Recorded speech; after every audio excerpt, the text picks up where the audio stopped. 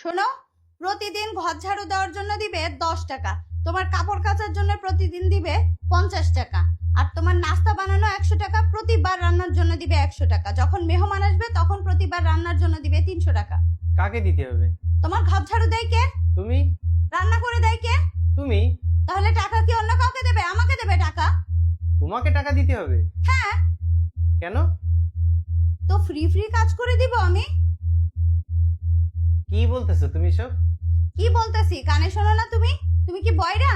বলতেছি টাকা দাও, টাকা টাকা টাকা, চিনো? টাকা দাও। তোমাকে টাকা দিতেই হবে? আচ্ছা ঠিক আছে, আমি বাজারটা করে এসে দেই। আমাকে ঠকানোর ধান্দা না? আমিও সব জানি না, আমার টাকা দাও। শোনো, তুমি যদি আমার টাকা না দাও না, তাহলে তোমার এই যে কাজ বাজ রান্না বান্না সবকিছু ছেড়ে কিন্তু আমি চলে যাব, বলে দিলাম। কোথায় চলে যাবে তুমি? কোথায় চলে যাব তোমাকে বলতে হবে? সবকিছু আমার যেখানে মন চায় আমি সেখানে চলে যাব, বুঝছো? আমার টাকা দাও, এত কথা আমি বুঝি না। আচ্ছা ঠিক আছে, আমি রাত্রে হিসাব করি, বছর শেষে তোমাকে আমি টাকাটা দিব। আমাকে অনেক টাকা হবে তোমার। আমাকে ঠকানোর ধান্দা না সব সময়? আমি তোমাকে তো ঠকাচ্ছি না তো। আমি কিন্তু কিছু বুঝি না, আমার টাকা দিয়ে যাও। প্রতিদিনের টাকা প্রতিদিন দিয়ে দিবে, বুঝছো? আরে কি শুরু করলে তুমি? আমি তো ভাবছি এতক্ষণ ধরে তুমি আমার সাথে মজা করতেছো। আমি মোটেও মজা করতেছি না, বুঝছো? আমার টাকা দিয়ে যাও। তুমি যখন বাহিরে নাস্তা করতে যাও, একটা পরোটা তোমার কাছ থেকে কত টাকা নেই? তুমি যখন একটা চা খেতে যাও, তোমার কাছ থেকে কত টাকা নেই? আর সেই সব কিছু তুমি বাড়িতে তৈরি পেয়ে যাচ্ছ, তো আমাকে তুমি টাকা দিবে না? আমার কাজের তুমি পারিশ্রমিক দিবে না? দেখো, আমি বাইরে থেকে উপার্জন করে নিয়ে এসে কিন্তু আমি সংসারের পিছনে সব খরচ করি, আমি তো অন্য কোথাও খরচ করি না। আবার যদি তোমাকেও টাকা দিতে হয়। আমি এত কথা জানি না, আমার টাকা চাই, বুঝছো? কোনো কাজ আমি আর করব না, তুমি যতক্ষণ আমাকে টাকা না দিবে আমি আর একটি কাজও করব না। আচ্ছা, তাহলে তোমাকে আমার টাকা দিতেই হবে, তাই না? হ্যাঁ, আর কোনো বছর বা মাস না, প্রতিদিনকার টাকা প্রতিদিন দিতে হবে। তাহলে তো মাস শেষে তুমি অনেক টাকা পাবে। তো একটা হিসাবে আসি আমরা। কেমন হিসাব? এই হিসাবটা হচ্ছে, তুমি এই সংসারে যা খরচ হবে তুমি অর্ধেক দিবে, আমি অর্ধেক দিব। যেমন ঘর ভাড়া 14,000, তুমি 7,000 টাকা দিবে। তারপরে বাজার খরচ 20,000 টাকা, তুমি সেখানে 10,000 টাকা দিবে। তারপরে স্কুলে মেয়ের বেতন, হ্যাঁ, এগুলো সব অর্ধেক দিবে তুমি। আমি টাকা দিব কেন? বাহ, তুমি ইনকাম করতেছো ঘরে বসে, আমি বাইরের থেকে ইনকাম করতেছি, তাহলে দুইজনেরই তো এখন ইনকাম। ছি, তুমি আমার কাছ থেকে টাকা নিবে?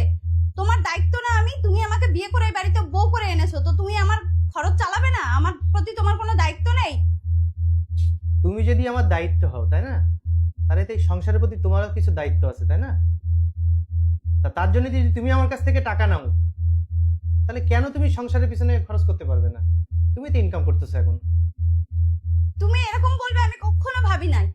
তুমি একটা মেয়েকে বিয়ে করে আনছো তোমার বউ করে, তা তার পিছনে তুমি খরচ করবে না? আমি আসলে বলতে চাইনি, তুমি আমাকে বলাতে বাধ্য করেছো। তুমি যখন আমার কাছে টাকা চাচ্ছ কাজের বিনিময়ে, তো এখন সংসারে যে খরচটা আছে সেখানে তো তুমিও খরচ করতে পারবে, তাই না? যেহেতু তোমার এখন ইনকাম আছে। দেখো, দায়িত্ব কিন্তু সমানভাবে হয় স্বামী স্ত্রীর ভিতরে। এই ধরো, তোমার হচ্ছে পার্লারের খরচ, তোমার পোশাকের খরচ, এগুলো তো সব আমাকেই দিতে হয়, তাই না? তো তার বিনিময়ে কি তোমার কাছে আমি কখনো কিছু চেয়েছি আমার জন্য? কখনো চাইনি। আচ্ছা, আমাদের খারাপ সময় আমাদের পাশে কে থাকবে বলো? আমরা তো দুইজন দুইজনের দায়িত্ব নিয়েছি, তাই না? তুমি তোমার জায়গা থেকে দায়িত্ব নিবে, আমি আমার জায়গা থেকে দায়িত্ব নিব।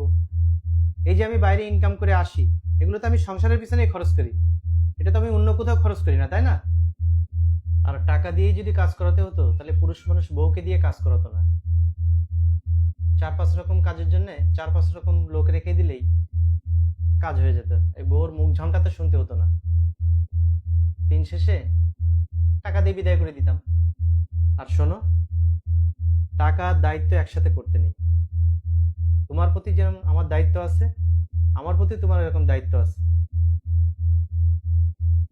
হ্যাঁ বুঝছি, সরি।